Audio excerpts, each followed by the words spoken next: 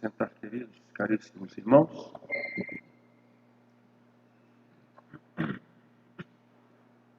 Hoje nós celebramos a festa do Santíssimo Nome de Jesus, domingo.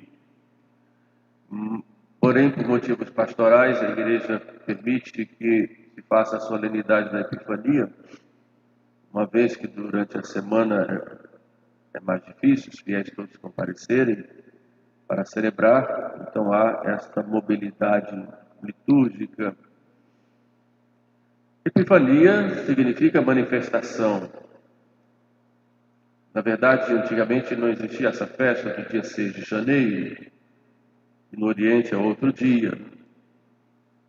Existia a festa das Epifanias do Senhor, que se caracterizavam em 3 momentos: a adoração dos magos, o batismo de Jesus, onde há também uma manifestação da sua glória, e as bodas de Caná, onde Jesus manifestou a sua glória e os seus discípulos creram nele.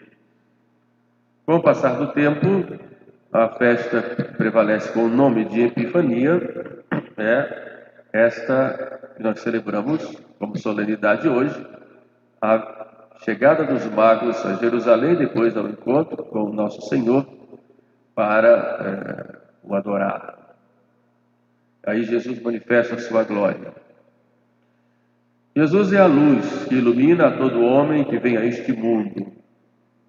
Quando ele foi apresentado no templo, o velho Simeão disse: "Este menino é luz para iluminar as nações e glória de Israel, vosso povo." Diz isso a Deus. Por isso ele poderia morrer em paz, dormir em paz, porque ali estava a luz para iluminar as nações e glória de Israel. Quando Jesus nasceu, os primeiros a contemplarem foram os israelitas, os judeus. Ele nasceu primeiro para os judeus. Era fruto de toda essa promessa do Pai, que quis reunir o seu povo, que estava disperso no mundo inteiro, começou formando o seu povo, dando para eles a revelação única, que é a revelação que nós temos lá, mosaica, patriarcal mosaica, e depois com Jesus Cristo. De modo que Jesus veio primeiro para os judeus. E os primeiros a receberem o anúncio foram os judeus. Para os judeus, Deus mandou os anjos, que anunciaram uma boa nova: ide a Belém, e lá encontrareis como sinal um menino envolto em panos numa manjedoura. Para os judeus era fácil essa revelação, porque conheciam o Antigo Testamento, estavam acostumados aos anjos, à doutrina dos anjos, e seria fácil, sobretudo, os mais simples. Porém, Jesus Cristo não nasceu apenas para os judeus. Ele é a luz do mundo. Quem o segue não anda em trevas, e o mundo jazia nas trevas. Ele veio então para todos os homens, e todos devem se prostrar diante dele e reconhecê-lo. Para os homens, Deus moveu os astros e mandou o que São Mateus chama de estrela. Há uma discussão o que seria essa estrela. 3 hipóteses são colocadas. A primeira, de que seria uma supernova estrela, é a teoria de Kepler. Outra, que poderia ser um cometa. E outro poderia ser uma conjunção de 2 planetas. Não importa, o que importa é que esse sinal moveu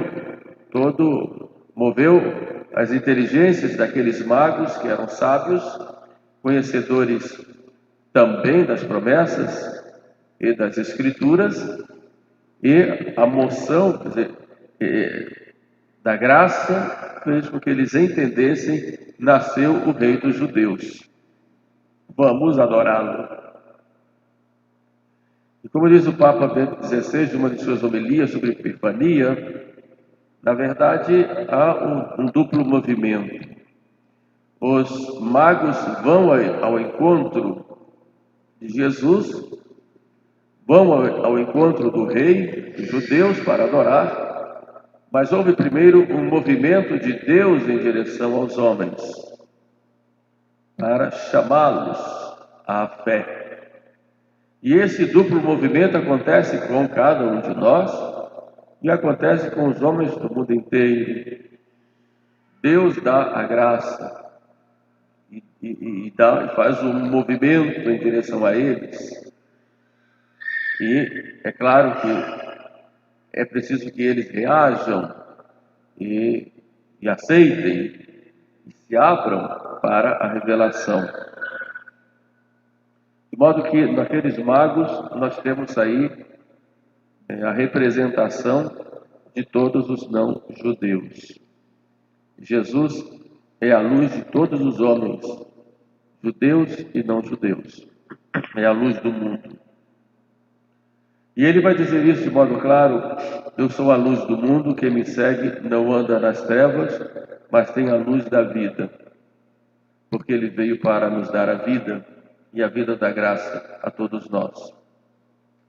Isso nos leva a um compromisso muito grande. O primeiro de agradecimento a Deus por Deus ter nos dado essa luz, que nos foi trazida no batismo, quando fomos regenerados, ou seja, gerados de novo, gerados aí pela graça, porque nos tornamos filhos de Deus. Por outro lado, esse compromisso é um compromisso de amor, porque essa luz que é Cristo e que o Pai nos manda é, na verdade, o seu amor. O seu amor que se expressa em mandar o seu Filho para a nossa salvação. O grande ato de amor de Deus pela humanidade, que para nos salvar envia o seu Filho. Por isso, esse movimento de Deus para nós, nos dando a luz e nos dando esse amor, requer de nós o movimento de ir ao encontro dele e nesse encontro amá-lo. Por outro lado, os magos foram lá e prostrando-se o adoraram. E esse adorar aqui tem um sentido de adorar mesmo. Primeiro, de reconhecer nele o Supremo Senhor, o Rei das Nações, de todo o universo. E vemos aí pelos presentes que foram dados, segundo a interpretação de Santo Agostinho, deu ouro porque ele é rei, deu incenso porque é Deus, e deu mirra porque é homem. Então, nesses três presentes, os santos padres reconhecem aí os três aspectos daquele menino: rei, Deus e homem. E por que deu a mirra? A mirra, que era um composto que se dava aos enfermos para aliviar as dores. Então, é homem e é homem de dor. Deus, rei e homem. Mas, como eu disse, Cristo veio para todos os homens. E é por isso que, antes de subir ao céu, ele nos dá o mandato missionário. Ide pelo mundo inteiro e pregai o Evangelho a toda criatura. Na tradução, digamos, ao pé da letra, literal, o correto é dizer: ide pelo mundo inteiro e fazei de todos discípulos meus, para que me sigam. Fazei de todos meus discípulos. Portanto, esse mandato missionário é para que todos sigam a Jesus, pois fora dele não há salvação. Ele nos revela o Pai e nos leva para o Pai. Não adianta querer outros caminhos para Deus, porque não existem. O caminho é Jesus, que é para todos os homens. Por isso o mandato missionário de ir ao mundo inteiro. E foi exatamente o que os apóstolos fizeram. Foram por toda parte pregando que Jesus Cristo é o Senhor. A primeira pregação de São Pedro disse: Ele é aquele que Deus constituiu como o Senhor de todas as coisas. É claro que Ele é Deus com o Pai e o Espírito Santo, mas aí está falando como homem-Deus. O fato é que os apóstolos pregaram e pregaram muito. E pregaram quem? Pregaram Jesus como o único e como o caminho. Tanto que os primeiros cristãos, quando falavam de Cristo, usavam o termo caminho. Um perguntava para o outro: você já está no caminho? Já sou adepto do caminho, já sigo o caminho. Caminho aí era sinônimo de Jesus Cristo, porque é o caminho.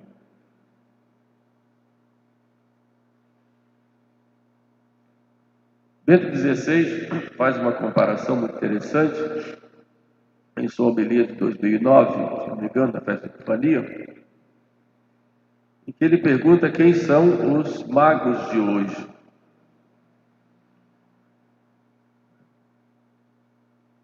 Os primeiros ele coloca em três categorias.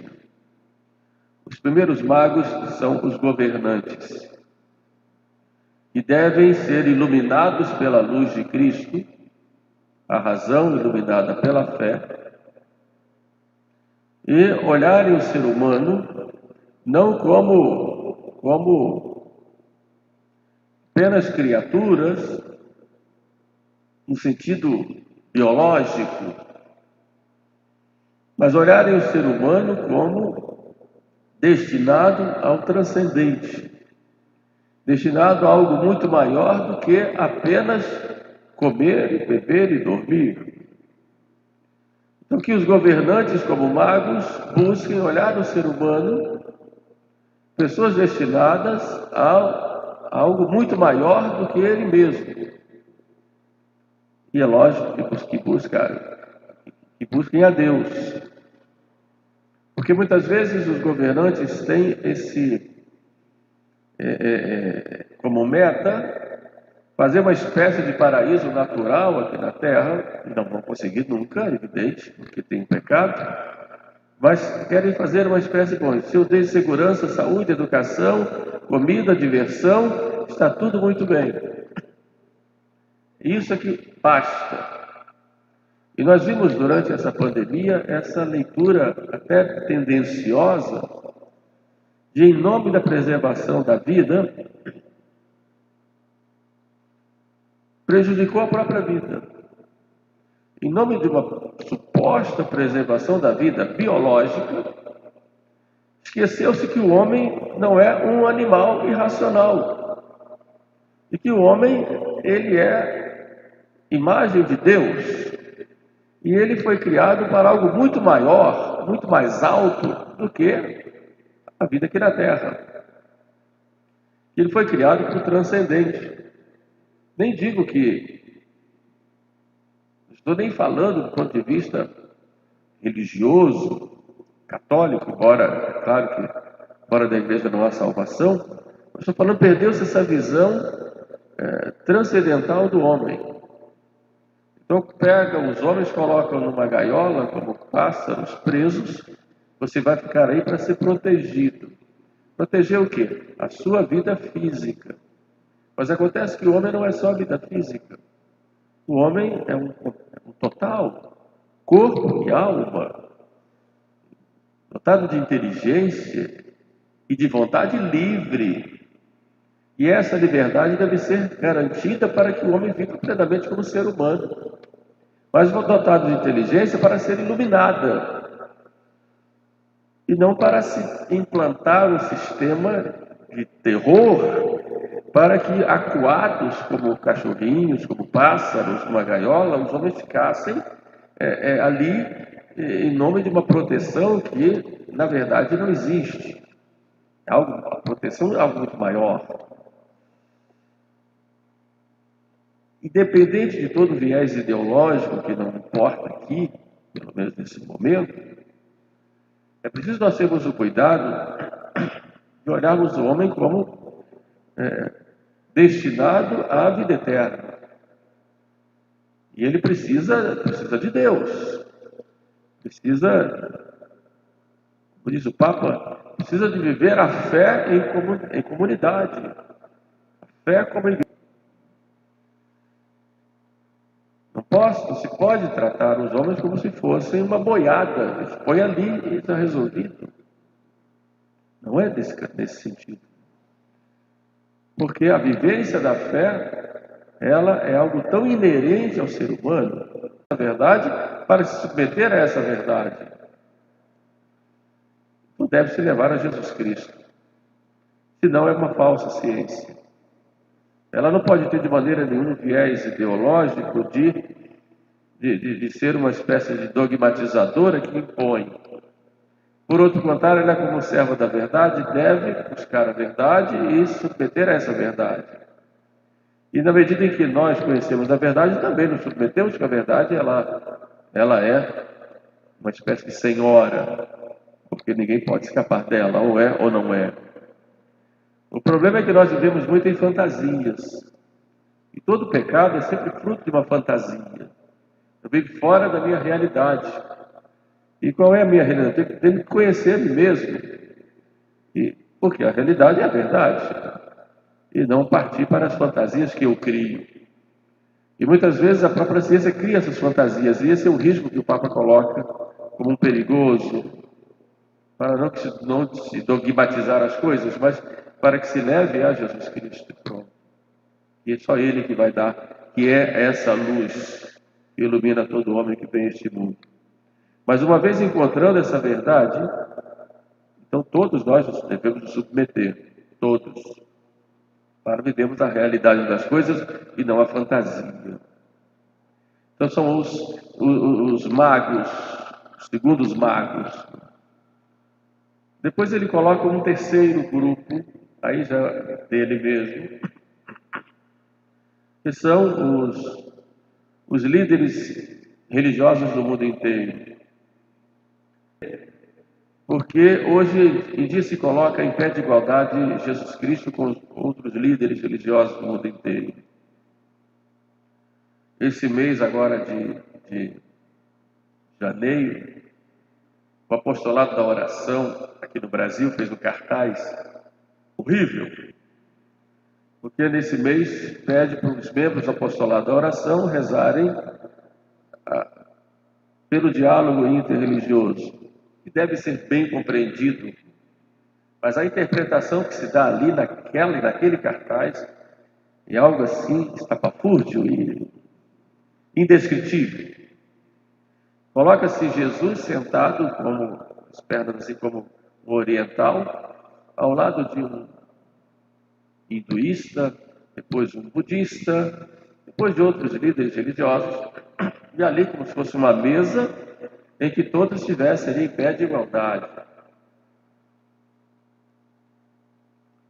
Isso vai contra aquilo que a própria igreja define, porque Jesus é único, e é o único Salvador.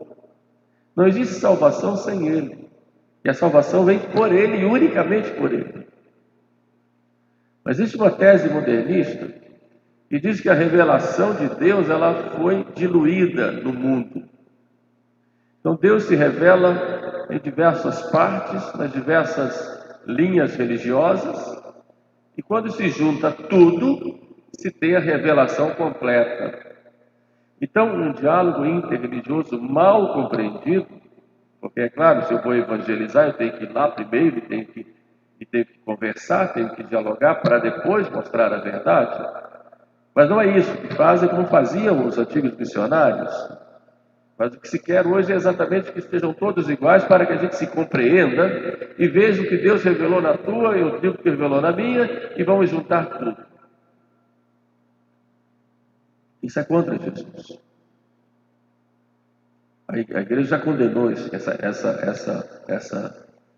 tese, digamos. Condenou isso. Dominus Jesus tem a condenação, há condenação em alguns documentos da Congregação para a Doutrina da Fé, inclusive novos, exatamente contra essa doutrina que é errada. Porque Cristo veio para iluminar a todos. Não quer dizer que nas diversas culturas não tenham sementes do Evangelho. Já tem, foi lá. O Espírito Santo chega antes. Fruto de uma revelação primitiva, mas exatamente como preparação para a chegada do Evangelho. Não é que aquilo lá seja suficiente, esteja o correto. Está lá no meio da sujeira, no meio do erro. Pode-se encontrar uma semente aqui e acolá, e encontra-se. Quem estuda bem a história das missões, vê isso bem claro. Eu tive a graça de conhecer um pouco, porque eu fui do Instituto Missionário para trabalhar de gentes. Como faziam os missionários aqui no Brasil. Pegava um pouco da cultura brasileira, da índole do povo, etc. E a partir dali, dava o Evangelho. Mas não dizia que aquela religião era boa ou salvava. Trazia Jesus. Me lembro no tempo do seminário, o que nos escandalizava como alunos era o fato de, e muitos estavam vivos nos anos 70, final de 70, que nos escandalizavam, nos espantavam, eu sempre me questionava, e muitos bispos diziam assim, com grande alegria, que não tinham batizado ninguém, ou demoravam, protelavam o batismo. Nós trabalhávamos lá com os índios guaranis, lá naquela aldeia guarani, lá no Paraguai, pelo menos havia seminaristas nossos, e nós também trabalhávamos, falavam que se arvoravam com alegria, não batizamos ninguém. Batizar era a última coisa e protelavam ao máximo. Quer dizer, vou batizar logo quando chega, mas falavam isso com grande... E aqueles escandalizavam, meu Deus do céu. Se é para levar o Evangelho, não entendia. Meninos novos, eu era menino novo, não entendia aquilo. Depois, vendo essa falsa ideia de diálogo, aí eu compreendi porque é preciso que ensine que ele seja da sua cultura, tudo bem, a cultura tem que ser preservada, mas que a sua religião seja preservada e que ele fique muito bem lá e seja um bom pagão. Que é um absurdo. Então, os magos, que fala o Papa, são esses líderes religiosos que só vão encontrar a luz verdadeira em Jesus Cristo. E que tudo que eles sabem seja preparação para esse encontro com Cristo, para aderirem a Jesus. Fora dele não há salvação. Então hoje na festa da Epifania, Deus nos chama, a nós que somos cristãos, a sermos como esses magos. Esses magos que vão ao encontro de nosso Senhor, que se esforçam, que fazem todo o sacrifício, não medem esforços. Vocês aqui veem gente de longe para a missa, isso é muito bom, mostra esse esforço de ir ao encontro de nosso Senhor e oferecer seus presentes. Né? O ouro é sempre o símbolo da caridade, o incenso da oração e a mirra do sacrifício, unida ao sacrifício de Cristo. E que os três reis magos, Gaspar, Baltazar e Melquior, intercedam por nós. Louvado seja nosso Senhor Jesus Cristo.